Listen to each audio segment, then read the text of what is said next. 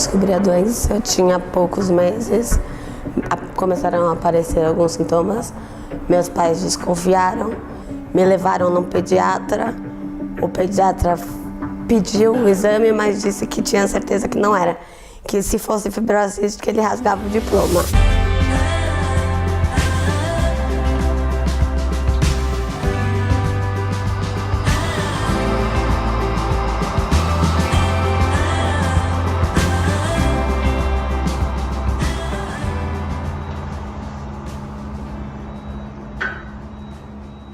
Eu comecei a internar com em torno de 12 anos e aí começaram a aparecer algumas complicações.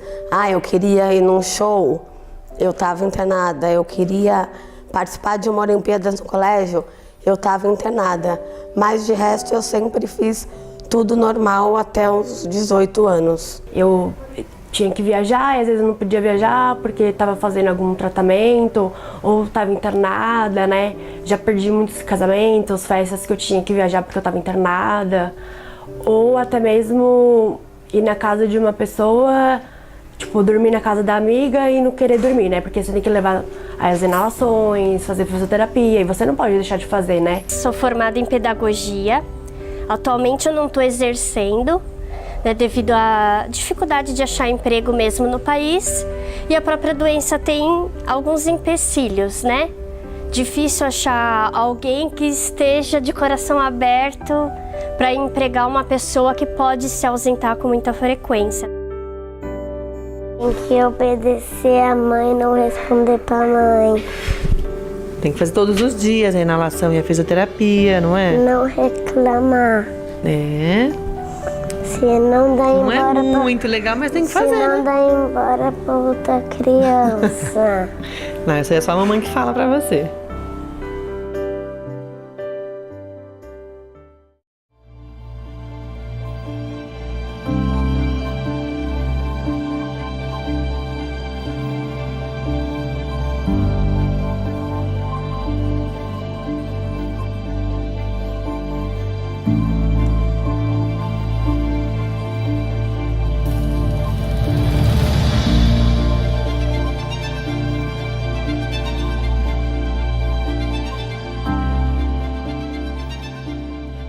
Descobri a fibrose cística com 2 anos e 9 meses. E antes disso eu tinha... Minha mãe relata, né, que eu tinha vários episódios de diarreia, tinha muito cansaço, sentia falta de ar. Pra mamar nos seios dela também eu não tinha força, né, pra mamar. Aí eu fui diagnosticada com 2 anos e 9 meses. Pra falar a verdade, esse negócio de fibrose cística eu não tinha bem assim certeza que era uma fibrose cística, entendeu? Mas depois que ela começou a fazer tratamento, aí que eu vi que os problemas que ela tinha, né? Porque quando ela nasceu, assim, ela só tossia demais, sabe? E aí meu marido falou que ela vai ver que tava dando gelado pra ela também. Depois que eu comecei o tratamento, eu tive uma infância normal. Algumas internações quando era preciso, né, quando eu pegava uma infecção ou alguma bactéria nova, mas eu tive uma infância normal até os meus 12 anos. A pai me ligou com 13 dias de vida da Lorena, que deu alterado o teste do pezinho, reconvocando ela para fazer um novo teste. Nós fomos, deu alterado de novo. Eu liguei para o pediatra, eu mandei uma mensagem para ele e perguntei, né, o que seria isso. Ele falou, é uma suspeita de mucoviscidose. E aí eu fui na internet ver o que era mucoviscidose. Aí meu mundo acabou, meu chão. Eu só chorava porque a internet, todo mundo escreve o que quer, ninguém atualiza. E falava que o tempo de vida era de 25 a 30 anos. Logo que ela nasceu, ela começou com algumas inflamações, internação, e a gente foi fazendo vários exames e depois ela foi diagnosticada com fibrose. Naquela época o exame era muito simples, assim. Hoje em dia já tem o exame do pezinho, que é obrigatório, mas naquela época era um exame do suor, assim, então era uma coisa que não muito confiável, né? Então houve uma demora da minha parte, né, de aceitar que realmente ela tinha esse diagnóstico. Eu sempre cresci ouvindo que as pessoas tinham limitações e doenças diferentes. Por exemplo, o fulano usa óculos, você faz inalação. Então eu não me sentia diferente dos meus amigos em volta. Eu fazia tudo, eu brincava, eu corria. Quando eu nasci, eu não apresentei nenhum sintoma já típico, né, de um recém-nascido. Eu tive uma primeira infância, assim, até uns 3 anos, bem normal. E aí já começaram alguns problemas respiratórios, gastrointestinais. Quando ela entrou na adolescência, aí o bicho pegou. Aí ela começou a emagrecer, ela perdeu muito peso, aí começou muitas internações frequentes, muitos problemas mesmo. E aí a gente começou a perceber que alguma coisa não estava certa. E a gente não tratava assim como nada, porque não tinha um diagnóstico. Eles me tratavam como sintoma em si. Se eu tinha pneumonia, era internada e tratava a pneumonia. Se eu tinha algum problema gástrico, tratava aquilo exatamente e pronto.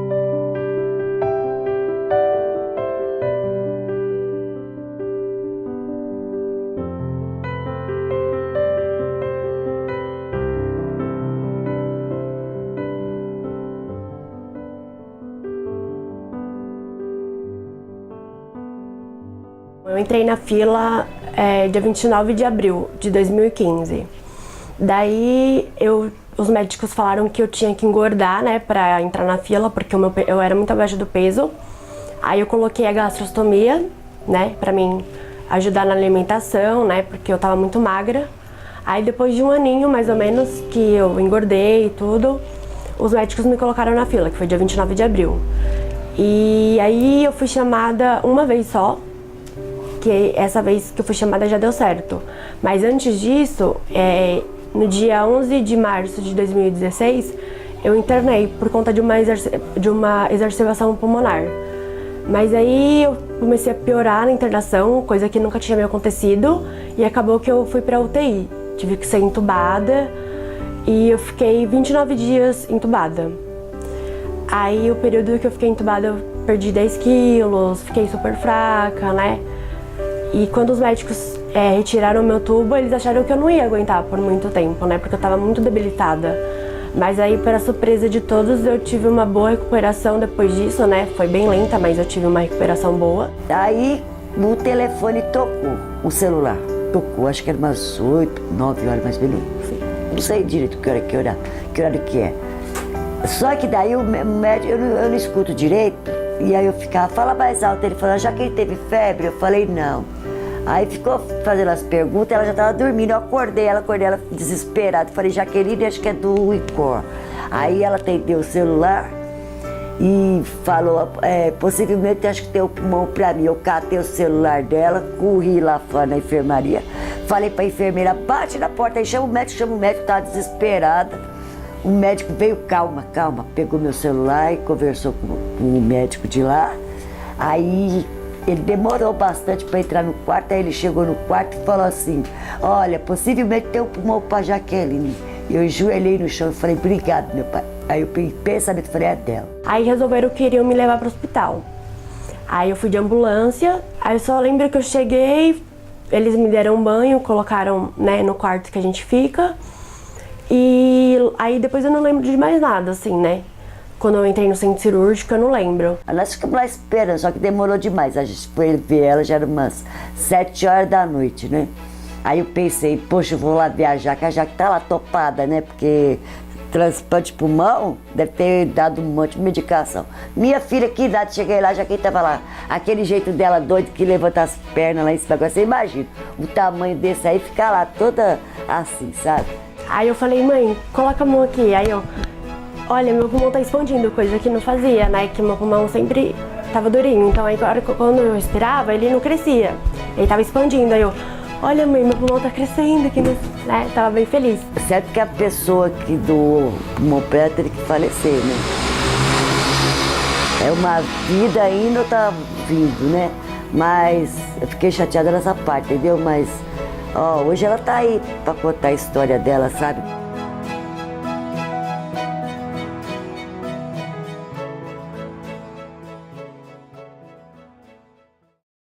Eu fui chamada para o transplante já 5 vezes, mas em todas elas o órgão não estava bom.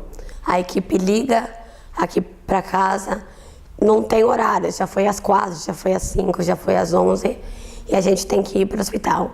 Lá tem todo um processo de exame, banho, coisas para a cirurgia.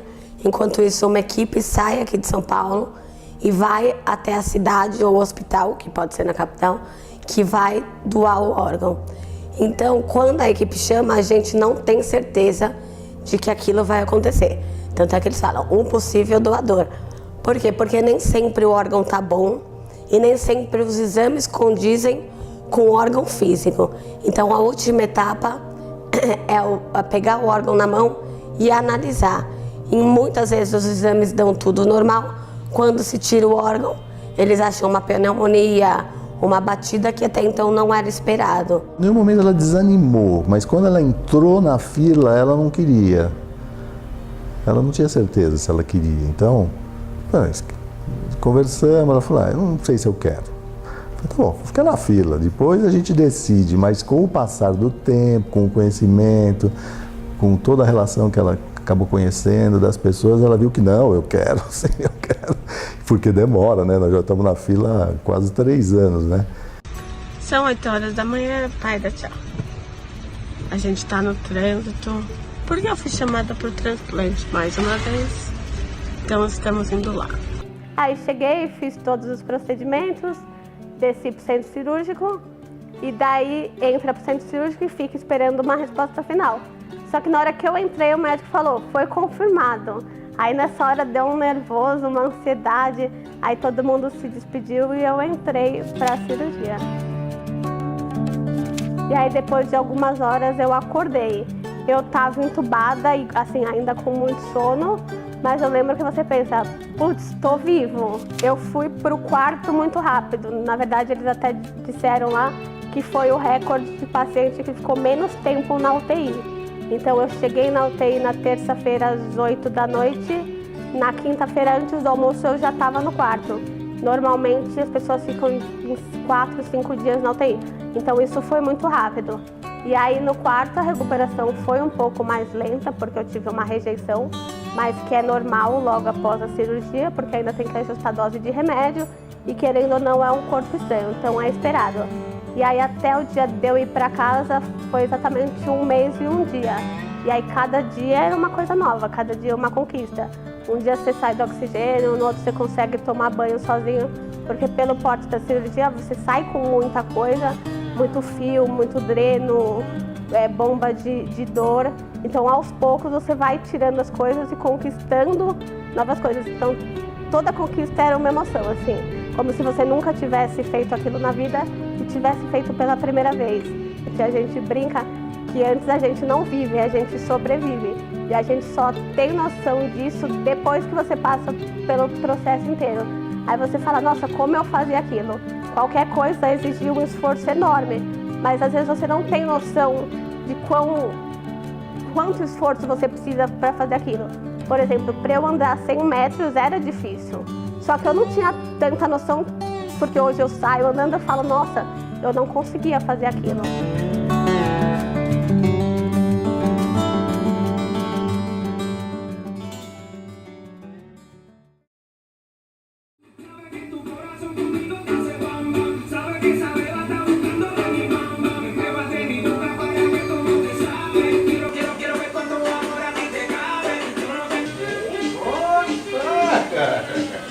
Gostei da música, assim não chora. A música chororô não dá.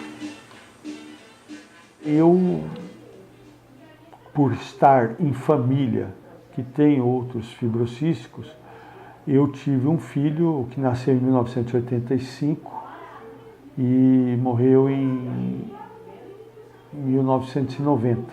Morto, ele sorriu como há muito tempo não viu. Sorrindo no caixão. Aí eu falei, quando falava, vocês passaram, eu? Ele passou. Eu não, eu tô aqui. Minha missão foi essa. E um dia a minha mulher falou para mim, você percebeu? Eu já sabia o que ela falava. Eu falei, eu percebi que Deus estava aqui da gente. aquilo é uma força. Foram 13 dias onde eu não dormi, não comi e trabalhava ainda conseguindo coisas. Me lembro assim, na véspera do meu filho morrer, eu tive uma audiência que eu tive que ir e ainda pedi para o meu pai, vou fazer isso aqui. Ele me deixou o carro, ele me fundiu o motor do carro, eu querendo voltar desesperado para São Paulo, saí da cidade interior, pegando um carro emprestado para voltar para cá. E ele não entendia essa minha aflição. Isso é meu pai. Ele não entendia que eu precisava voltar e não, ele estava no outro mundo, entendeu? E quando acabou, minha mulher falou, a presença de Deus, aí eu falei, olha, daqui para frente, os meus valores são diferentes dos outros. Então, quando eu perdi meu filho, eu tive um primeiro envolvimento muito sério com essa doença.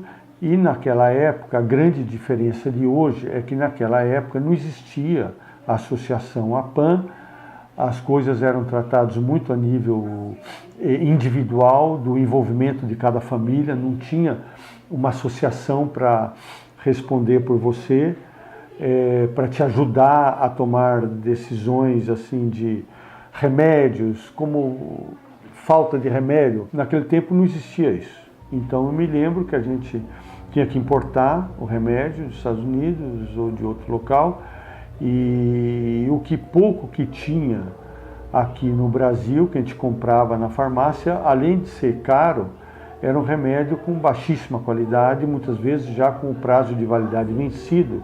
E isso eu me lembro que na época, em 1990, 89, 90, nós tínhamos uma sessão chamada Carta do Leitor no jornal Estado de São Paulo, e nós mandamos uma carta relatando o que acontecia na aquisição de certos remédios na rede de farmácia existente.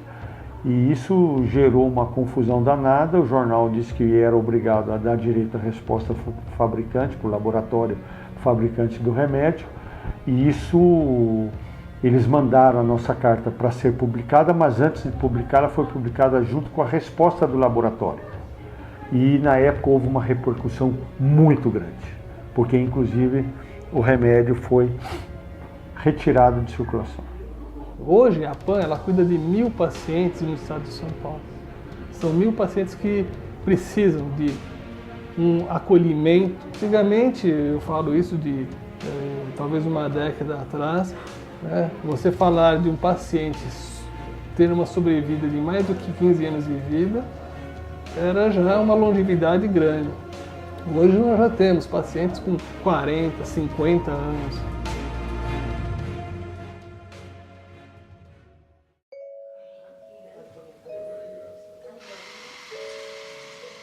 A Lorena, com o tratamento, ela é muito boazinha, mas eu entendo que ela é uma criança. E que às vezes eu falo assim, vamos fazer inalação? Ah, eu quero brincar. Como é importante, eu falo, então tudo bem, agora você brinca, mas daqui a pouco você vai fazer. Não é fácil. Ela com 2 anos, a médica, ela pegou uma bactéria forte, a médica pediu para tirar ela da escola. Então eu deixei ela em casa com uma pessoa cuidando, com o tratamento certinho. E aí eu chamei uma professora para vir. Era a tia Dani, para ir ensinando as... Pra não ficar burra. Ai, Lorena, não, assim, para você não... brincar também, estudando, brincando. E aí agora a doutora vai liberar ela para a escola e ela tá amando. No começo foi difícil, porque eu sofri muito com a fibrose cística. E eu esqueci um pouco da vida. Eu acordava na madrugada fazendo fisioterapia no travesseiro, porque eu só pensava nisso. E com o tempo ela foi ficando mais velha, ele foi entendendo mais, foi ficando mais calma, assim. Puxa, sopra. Não para, meu amor, não para de soprar. Vai, não para, Lorena, não para, meu amor, não para, Lorena. Puxa. Tira. Nem tudo na fibrose cística com os amigos é só alegria. Infelizmente, eu perdi vários. A minha melhor amiga, Renata. Elas eram muito amigas e o engraçado é que elas não se tornaram amigas por causa da fibrose cística. Elas se conheceram num grupo de fãs, deixa eu lembrar do que era, que a Natália é fã de tanta coisa, The Walking Dead. tá? E então a Natália trocava muita ideia com o pessoal de The Walking Dead, que ela sempre gostou daquilo e tal. E essa garota estava nesse grupo e elas se identificaram assim, batiam um papo, e ela é do interior de São Paulo. E um dia a Natália pediu autorização pro administrador do grupo para colocar alguma coisa sobre a fibrose cística. E ele falou, não, tudo bem, e ela colocou. E aí, né, essa amiga falou, Nath, por que você colocou de fibrose cística no grupo? Porque eu tenho fibrose cística. E a amiga, eu também. E a amizade cresceu mais ainda, né? Foi uma perda, sim, que me levou à depressão. Literalmente, a depressão. Ela, recém-casada, era minha melhor amiga, estava comigo para tudo, virtualmente, mas estava, né? E ela partiu. Então foi nesse momento que eu percebi que a minha filha deu uma caída, assim, extrema. Ela desanimou, ela chegou a falar para mim, me pedir ajuda, me pedir socorro, porque ela pensava em morte, não em se matar, não isso, mas que às vezes ela achava que se ela morresse seria melhor.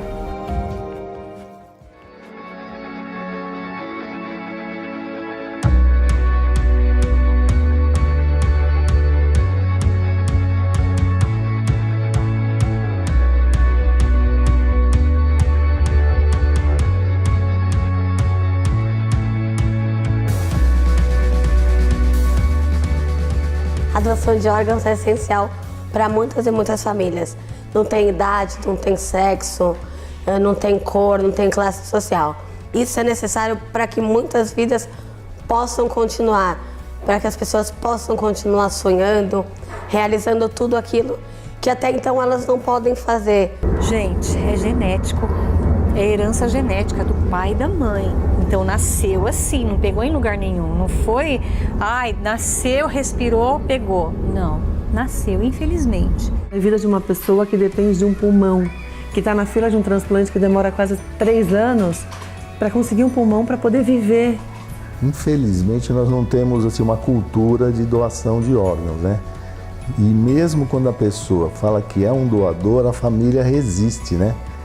Então é uma coisa bem complicada, porque a fila, ela não é muito grande, né? Se tivesse uma doação mais regular, as filas seriam muito pequenas, né? A doação de órgãos, ela é vital, né, pra gente que tem fibrose cística, como demais doenças que vêm a precisar de transplante. É a única saída na parte final da doença.